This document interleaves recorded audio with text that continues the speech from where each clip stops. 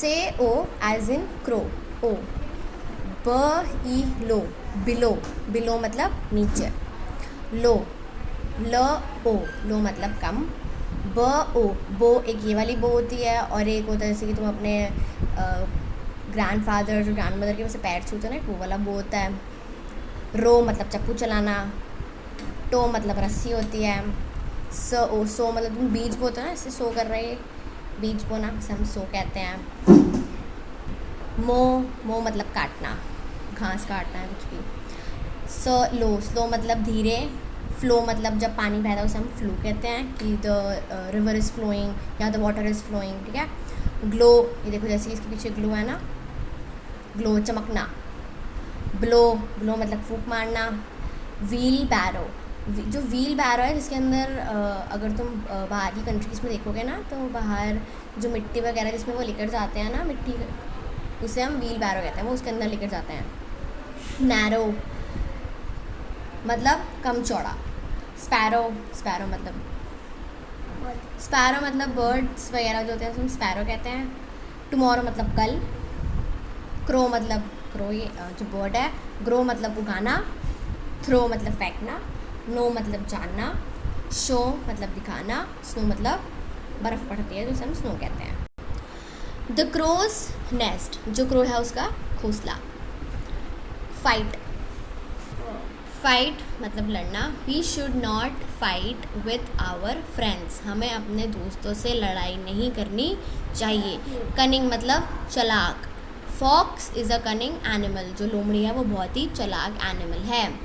Holiday, we are going to our nani's house in the holidays, holidays में छुट्टी। Rock मतलब पत्थर। There is a big rock in our garden.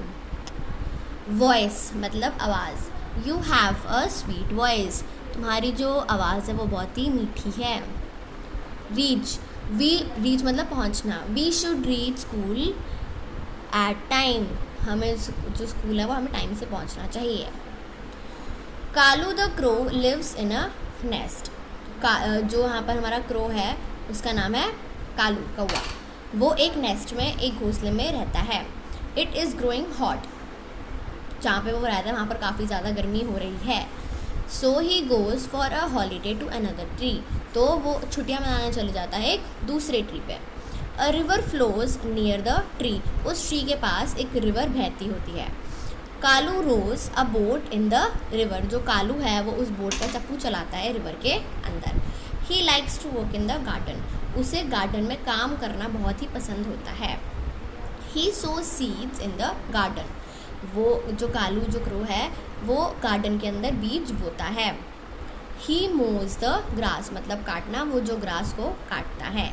He has a good time for 5 days, 5 दिन के लिए उसका time बहुत अच्छा जाता है। He goes back to his nest, वो अपने घोंसले पे वापस चला जाता है। But there is a green parrot with a red bow in his nest, लेकिन जब वो वहाँ पर जाता है तो वो देखता है कि उसके घोंसले के अंदर एक ग्रीन पैरेट है, ग्रीन तोता है जिसने रेड बो पहनी हुई है। This is my nest says Kalu, Kalu कहता है कि ये मेरा घोंसला है। But now I live in this net says the parrot, लेकिन जो पैरेट है वो बोलता है लेकिन अब मैं इस घोंसले में रहता हूँ। The crow gives a blow to the parrot, जो क्रो है वो पैरेट को फूंक मार देता है, उसे बिल्कुल हवा मार के हटा देता है। The parrot also gives a blow to the crow, और जो पैरेट है वो भी उसे फूंक मारता है क्रो को। There is a big fight, बहुत बड़ी लड़ाई हो जाती है। All the animals come to see the fight, जो सारे एनिमल्स हैं वो उनकी लड़ाई देखने आ जाते हैं। The fox says go to the king, he is sitting under अब the big rock, he knows what to do, जो फॉक्स होती है, जो लोमड़ी होती है, वो कहती है तुम सारे राजा के पास जाओ, वो एक बहुत ही बड़े रॉक के नीचे बैठे हैं। अंडर मतलब नीचे, उन्हें पता है क्या करना है। He knows what to do. The 2 birds go to the big rock, जो 2 birds होती हैं वो एक बड़ी रॉक पे चली जाती हैं। फिर the eyes of the cunning fox glow, जो आँखें होती हैं उस चालाक लोमड़ी की वो चमकने लगती हैं।